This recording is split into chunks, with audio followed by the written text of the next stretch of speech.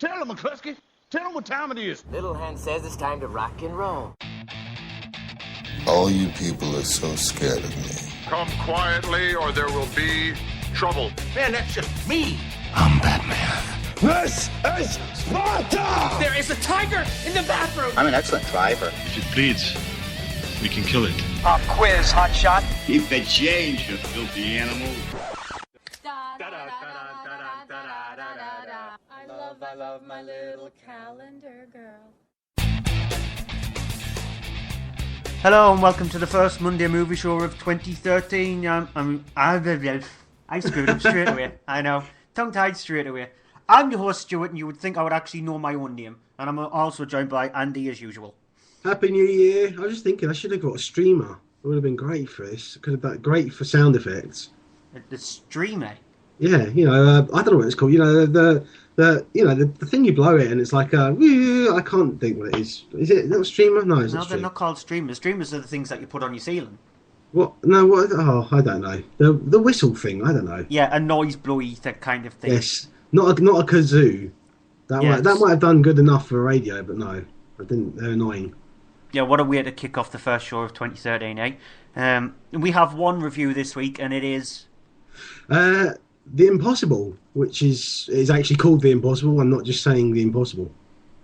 Yep, on top of that, we also have the usual movie news, the UK box office top 10. But if you want to chat to us during the show, you can on the live chat in the bottom hand corner of your screen. So just click on that and tell us. Probably we suck, because we tripped. I tripped over my own tongue at the start of the show anyway. So, right, let's get things off. The first one of 2013. Yeah, let's kick things off with the UK box office top 10. At number 10, it snuck back in there, Twilight Saga Breaking Dawn Part 2. Yeah, which is obviously the last part of the Twilight films, although they're talking about rebooting them already, so it'll be the quickest turnaround in history. But it's I still haven't seen it yet. I am going to see it when we're doing the DVD, which won't be long, I don't think, the DVD review of it. But I mean, by all accounts, if you're into this, then go and see it. If you're not, then probably like majority of people who've been dragged along to see it by their other halves, unfortunately for you. Yeah, they're re-releasing part 1 on DVD because the 8 minutes. Yes, yeah. 8 extra minutes. I wonder how long it took them to make up the 8 minutes that they're adding in now, which is just so they can sell a box set with the two of them when they come out on DVD. Yeah, definitely. Number 9, Nativity 2, Danger in the Manger. I haven't seen either of the Nativity films. From everything I hear, the first one's quite fun and enjoyable. The second one is absolutely terrible, although kids love it. And it has David Tennant in it as well. Yeah, last week it'll probably be in the top 10, to be honest, even though there's... At least, well, hopefully it will drop out, but also will Twilight as well, and Twilight won't. Yeah, I think that was probably just an exception over the Christmas period, maybe. Number 8, Tinkerbell and the Secret of the Wings. I mean, it's another one of these Disney animation ones that's a Disney animation, not of Pixar's involvement. So it's just typical cartoon. It's been done in 3D. It's been given a cinema release, but really unnecessarily. Yeah, at number 7, still in the top 10 and still doing quite well, to be honest, is Skyfall. Which I'm not surprised at. It's now made over 100 million in the UK alone. I have now seen it 3 times. I was chatting to Stuart about this just before the show started. I've seen it 3 times now, and I have to admit, I thought I enjoyed it. I loved it the first time. I thought every time after I saw it, though, I was going to be maybe a little bit bored with it because of the running time or not enjoy it as much. I have to admit, each time I've seen it the 3 times, I've enjoyed it more and more each time, which I'm surprised at. I didn't expect that. Yeah, number 6, Rise of the Guardians. Which I still haven't seen yet. I want to see this, but I still haven't seen it. Yeah, it surprised me for being a quite a good animated film. 2012 was the year of more darker animation rather than just the bright ones that you normally see. And Rise of the Guardians was sort of like the last one released in there. Yeah, it's an interesting film. It's a lot of children's make-believe characters in it, including the Boogeyman and characters like that. And it's really well animated and it's got a good storyline. And it gets pretty dark about 60 minutes through the film. So, yeah, I enjoyed it. At number 5, and you went for Parental Guidance. Yeah, this is the oddly And the thing is, I haven't seen it. We haven't seen it because we haven't had that much of a chance to see a lot of the films that have been out recently. Although I have seen other ones coming up. But the thing that really stood out to me in this when I saw it listed is that it's a U-rated movie. When do you see a U-rated movie that's not a cartoon nowadays? I'm really surprised at that. But it's a supposedly comedy movie with Billy Crystal and is it Bette Midler? Yes, I think it's Bette Midler. Yeah, as the grandparent of a bunch of kids who are left with them to look after for a little while, so the parents can get away and have a break. And it's apparently it's getting a lot of really bad digs against it for having just really terrible humour. And the kind of things that Billy Crystal really should know better than doing, really. But it seems to be doing all right for itself, but I don't think it's going to be hanging around long because word on it is not good. Yeah, Nativity 2 Danger in the Mange is also rated a U. Is it? So, yes, it's a U. Well, I'm surprised by that, but I mean, the thing is, I mean, I've seen the trailer for Parental Guidance, and I thought after I saw the trailer and I found it was you, I was like, really? That's a U? Yeah, it's a U-rated film. It came out the same day as a film that's at number 3. It was the only other film to come out that same day. Number 4. Explains why I didn't really see it because I had like other things in my mind. Yeah, at number 4, Pitch Perfect, which I have seen, unfortunately. Well, not unfortunately. It's actually not bad. It's an okay. It's the only way I can really think of describe it is the story of dodgeball mixed with Glee. And I know that sounds kind of terrible, but it's not. It's not. Well, it's not as terrible as it sounds. It's basically it's a one of these college drama things where, well, supposedly a teenager, but it's I forget what her name is. Who plays her? Anna Kendrick is the main character in it, and she's at college, and she ends up joining a singing group that's a cappella, which basically means that they sing without instruments; they just use their voices, and they enter into this competition with other colleges, and it's a whole thing of them all coming together as a group and becoming triumphant, even though a lot of them are sort of misfits and they don't really work together well. And it's that kind of a typical sort of thing that you get with these kind of films, but it's not bad. It's fairly enjoyable and even funny a couple of times because of the fact that it has I forget what her name is, but there's the Australian actress, Rebel. Someone's gonna help me out here. Hopefully, I don't know. But Rebel, is it Rebel Willis? Rebel Williams? Something like that. I haven't a clue. Pass. But she's a lot of people. Anyone listening will know who she is. She was in a lot of these comedies, and she basically provides the film with a lot of its comedy because, as far as I'm aware, she ad-libbed most of her lines. So if you like the films that she's been in, go and see it because you'll enjoy it just for her. But if you don't like those kind of Glee style kind of things, then avoid it because you'll hate it. Yeah, at number 3, the only other new entry in this week's top 10 is Jack Reacher. Which I haven't had a chance to review probably because we were off while it was there. I saw it the day after our last show, and I have to say I really enjoyed the heck out of it. It's a really sort of grittily shot, realistically shot thriller, which is quite well paced out, well written, quite intelligent, and has great performances from it. Everyone, including Tom Cruise, in it. And I don't mean that lightly. He really does give a fully capturing performance on the screen for the whole of the film, and totally believed him as the character. I don't know the books, so I don't have this issue of, as some people do, of him looking nothing like what the characters described in the books. But I found him to be absolutely perfect in the role. Absolutely loved it. And if you haven't seen this, I do definitely recommend to check this out because it's a great thriller. And it has moments in it of levity that are genuinely funny as well. Yeah, number 2, Life of Pi. Which is one of the best uses of 3D ever used in a film since Titanic, since Avatar. I can't believe I said that. Since Titanic.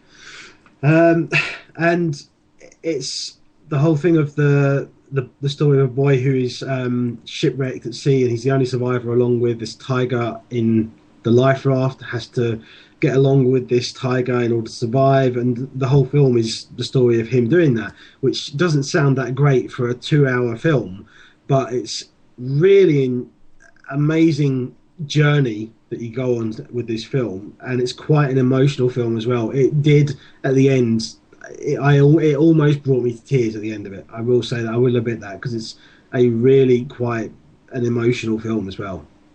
Yeah, and finally at number 1, The Hobbit, which we kind of have a bit of a mixed opinion on. I absolutely love this. I've seen it twice now at the cinema and absolutely adored every minute of it.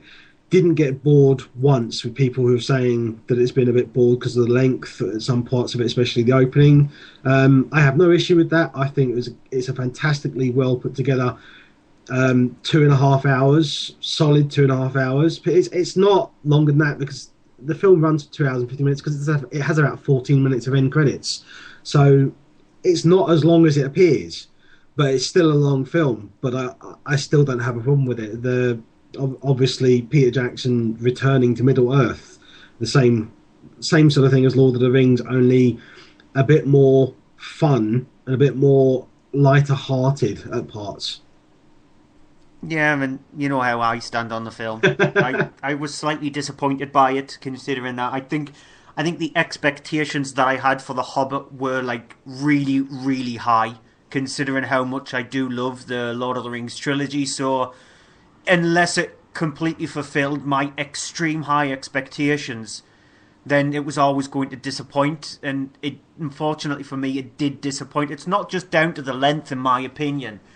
It's just down to the fact that I was distracted by how bad the CGI were at times, and it's just how much they were constantly going away from the story to try and tell a little different story, how many times they did that, and it just felt a bit loose at times. But it's still a good film. I'm not saying it's a bad film, because it's not. It's still a really good film, but it's not as high as I probably would have expected it to be.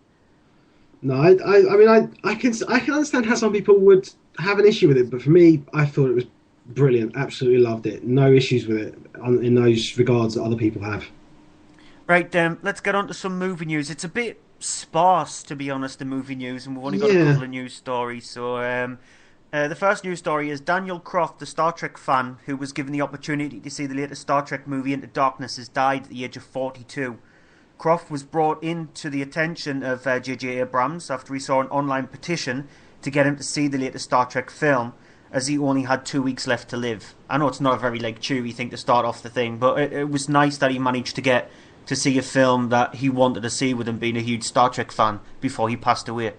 Yeah, and the thing is that what's even more timely of it is that, from what I was understanding when I did see this in the news, is that it wasn't that long afterwards that he passed away. So it was really sort of... It was like 2 days. Yeah, it wasn't long at all, from what I understand. So it was really kind of really at the end that he got to see that, and it's a real sort of dedication to what Star Trek has done for the world, the way that it has this effect on people, and that J.J. Abrams is making it, and he understands obviously that a fan would be that into it, and, to get him into that's an amazing thing for that to have happened now, 5 months before the film is out.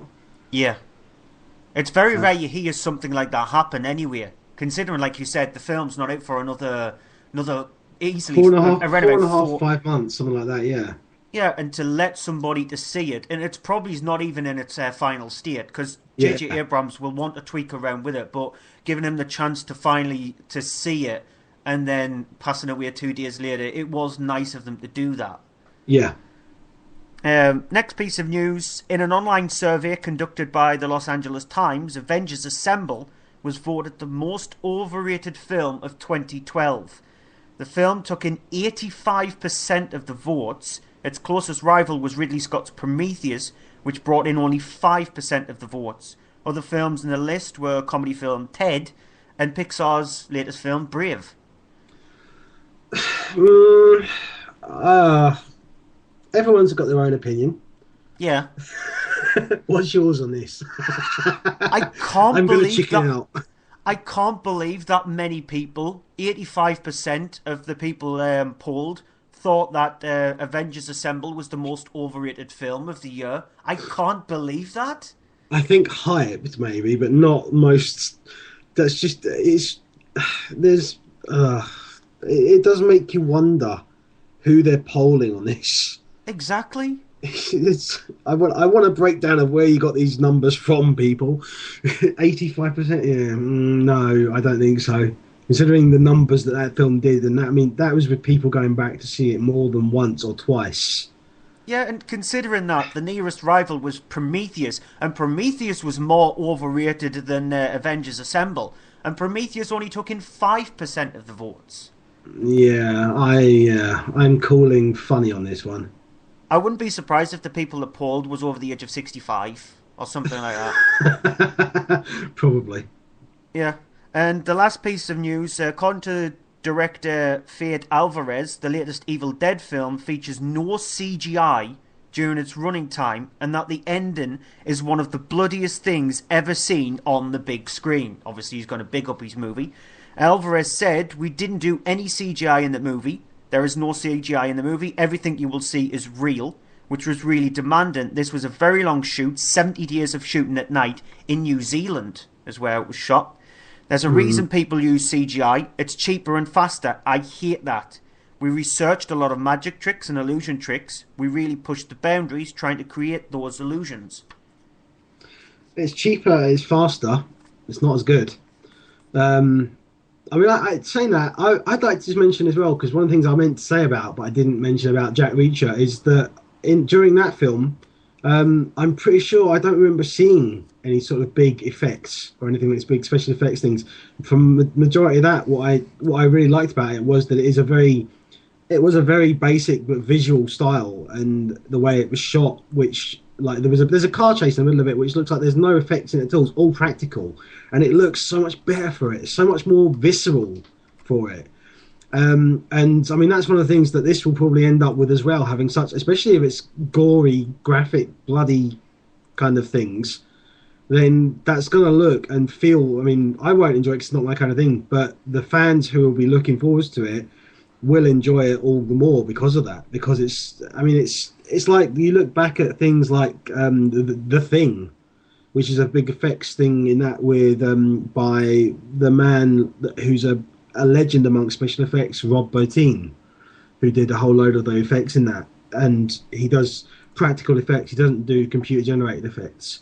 And if you look at any of his films, RoboCop as well, Total Recall, the original Total Recall, he has a hand in all of them and all the special effects, and they look so much better because of it. Yeah, have you seen the new trailer? I did see it a while ago. I don't think I've seen. No, I saw the leak trailer thing, but no. There's a red band trailer. I put it up on the site mondaymoovieshow.co.uk. Yeah, I saw you put one up there, but to be honest, at the time I've been a bit busy lately, so I hadn't had the chance to look at it, and I didn't, to be honest, think, I'm not really looking at that. Well, that's the new trailer, and so if you want to see how, by seeing that there is no CGI in the film, watch that trailer, because that trailer is completely insane, and when you watch that trailer, you think to yourself, there's no CGI in this movie? Christ, look what they've done. Because that trailer, honestly, is intense. It's insane. The amount of gore on screen in that trailer, and there is no CGI in that. I'm such a happy bunny because I don't like CGI blood. I hate CGI blood. So when I'm going to see that film, I'm probably going to have a huge, massive smile on my face when the huge, massive gore scenes happen. Because it's not CGI gore. Somebody somewhere, psychiatry-wise, is probably sort of getting a shiver down their back right at this moment, thinking, something's going wrong in the world. Yeah, psychiatrists hate me, so, yeah. Right, let's go to an ad break, and after that we'll have our only review of the night.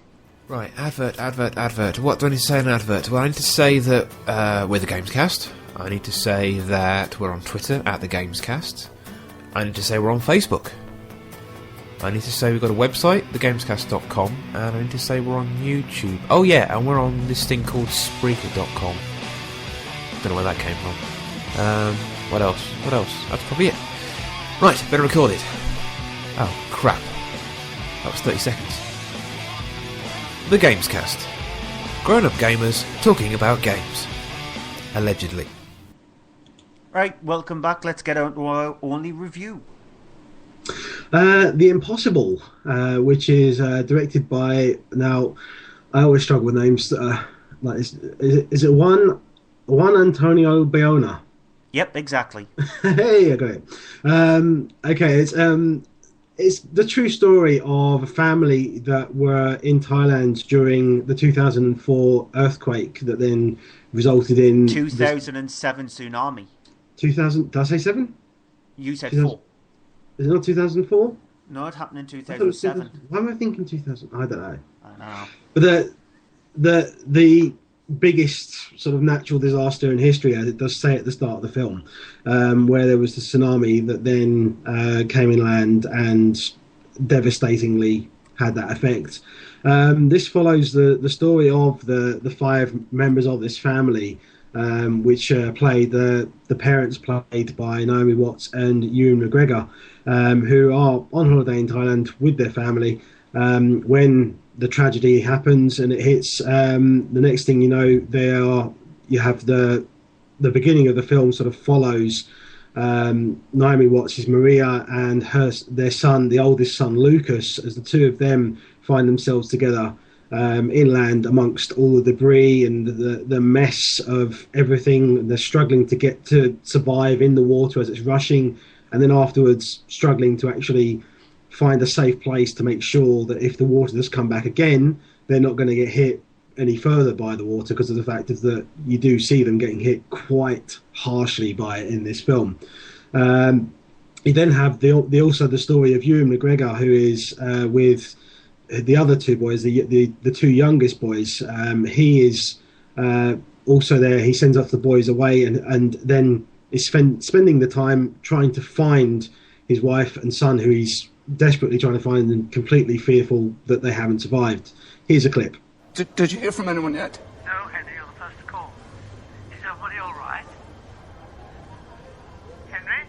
Maria and Lucas are not here. What do you mean, not there? The water came and swept everyone away. And I found Thomas and Sam and Lucas up. Henry? I don't know what to do. I don't know where to look for them. Lots of people need to use this phone, okay? I was calling it.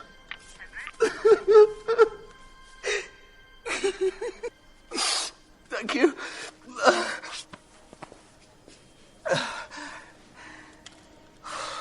You can't leave it like that. Go on. Come on.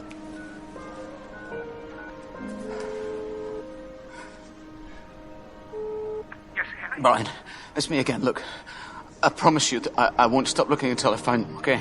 Okay. I don't know what I'm going to do because it's night time now, but I'll look in all the hospitals and I'll look at all the shelters and everything, okay? And I will find them, I promise you that. I'll call you when I do. Okay. Okay. Okay.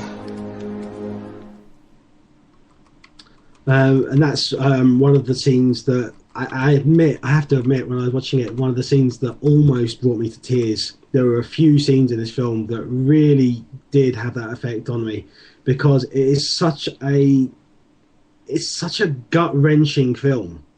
It really is, and it's hard to try and describe just how much of an effect it has on you for the scenes. Not only the opening scene that you have during the initial tsunami, but also the effect of the characters and the emotion that people are then going through afterwards, with all the complete devastation. You have the mess that everything is in, and the hospitals that people are trying to then deal with the aftermath. You have the character of Lucas, the oldest son, who's played by Tom Holland.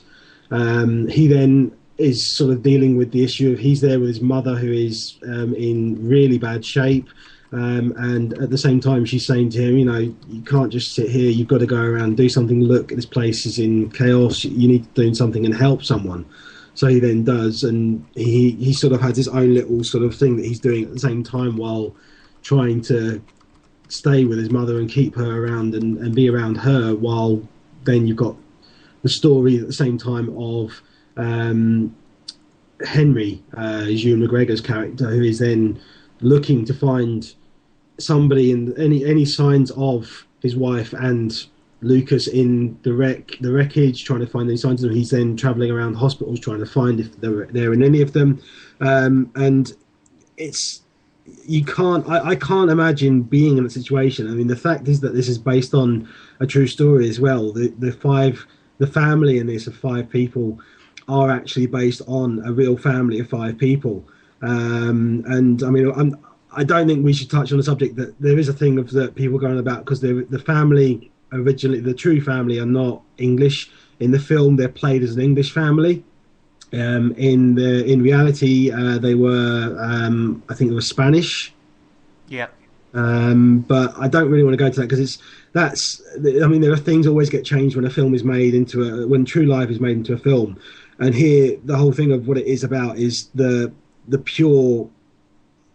The issue of people surviving and the whole thing of surviving through such a disaster as you see in this film.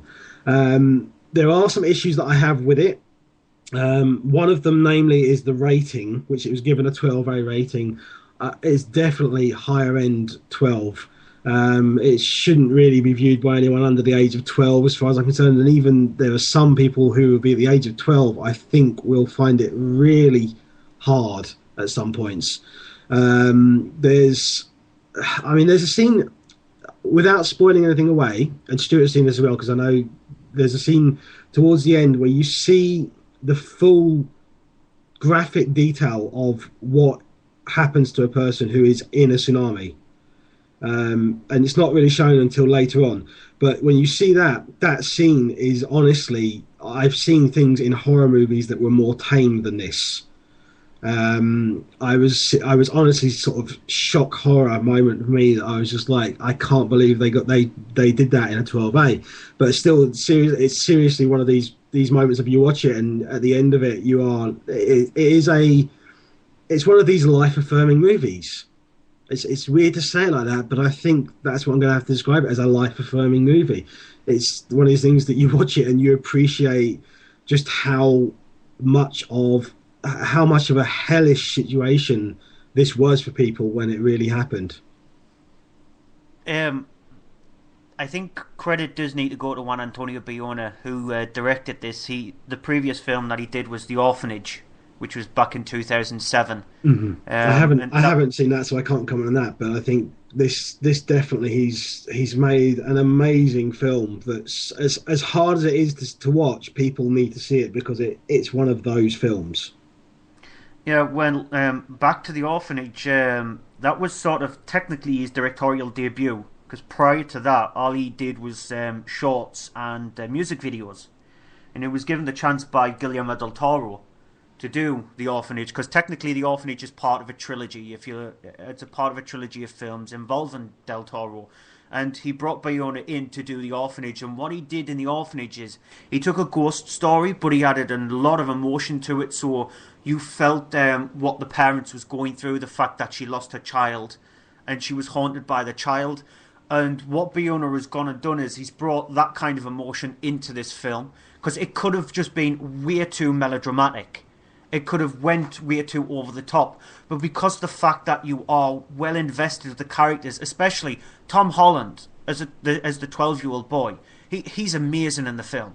He's absolutely fantastic in the film. There are scenes in the movie, specifically when he's in the hospital and he decides to go and look for people's relatives. Just getting people's names down and looking for people's relatives. And when he's able to reunite a father with his son, it's so gut-wrenching. There are numerous amount of scenes in this movie where I nearly burst into tears because it is so emotional. And the music in the background also suits the scenes. Not all the time, though. There is a few instances where the music went a bit too over the top. But if you listen to that clip there, the music perfectly suited the clip itself. Also, the budget, it's a €30 million budget, which is around about £22 million. And what Bayona's managed to do with that budget is insane. Because I've seen films that have got budgets that 5 times as that, and the CGI, etc., has looked really bad. But in this case, the underwater scenes, when they are getting battered by trees and debris and stuff, is really bone-crunching. Yeah, And I mean, it's one of the things. I mean, like I said, the sequence. I was literally shocked at the because you never really imagine what it would be like to be in the water when it happened, and when I had that scene at the end, and you see basically like the way that a body is just flung like a rag doll. It's just I could not believe it. Did you have that sort of similar experience to me as I did to that? Yeah, I definitely can't believe it's a 12-year as well. Nobody below the age of 12 should see this film because there is, you can forgive it. Like, for instance, there is just even a flash of nipple from Naomi Watts twice in the film, which is surprising to see in a 12-year film. But it's down to how graphic some of the scenes are, especially when they've managed to get a vehicle, when Naomi Watts' character and her son has managed to get into a vehicle so she's transported to hospital. When it's driving past some of the people that's been affected by the tsunami, you see bodies just construed on the road and families crying because they've lost somebody, and it's such a powerful thing, the fact that you see that in the 12-year. I think this is probably, out of films that I've seen in the last, well, since the 12-year certificate has been introduced, this is the one that has pushed the 12-year certificate to its major limits. Yeah, it's a very, the thing is, it's not. I think that it's got away with it a lot because it's not a thing of it's a brutal action film or anything. It's because it is a disaster movie, and it's a true disaster movie, it being true history, true event. I think it's been given a little bit of a leeway because of that, but I think that, I mean, it's definitely should be seen. But as I said, if you're going to see it with family members, consider their age. If they are under 12, I would say don't take them to see it. If they're 12 and if they're interested in seeing it, then maybe prepare them for it, because it's, I mean, be aware of the whole thing of the tsunami. You can't have been around and not seen anything about it and not be aware. So it is one of those films that you will walk out of it differently to how you walked in. Exactly, it is one of those powerful films, and it's ironic that it came out on New Year's Day, the first film of the year. It's as powerful as The Impossible. So we'll see. But that's it for this week's cinema part of the show. We will be back in a moment live on Spreaker with the Blu-ray and DVD part of the show. If you're listening back on iTunes or the other places where we're at, please listen to the Blu-ray and DVD part of the show. So we will catch you in a moment.